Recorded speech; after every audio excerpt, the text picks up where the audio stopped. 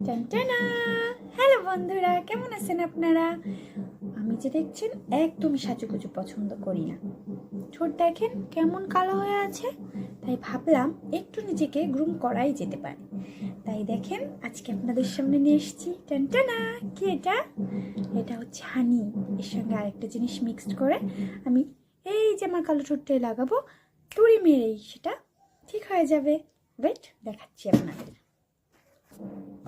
এই যে দেখেন আমার হাতে এগুলা কি? গোলাপ ফুলের পাপড়ি।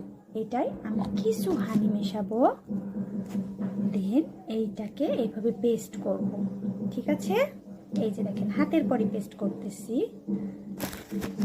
এই যে দেখেন আমি আমার হাতের পর পেস্টটা করে নিছি। দেখেন এবার এটা এভাবে আমার ঠোঁটে লাগাবো, এভাবে লাগিয়ে এটা 15 মিনিটের জন্য ছেড়ে দিব, দেন ধুয়ে ফেলবো।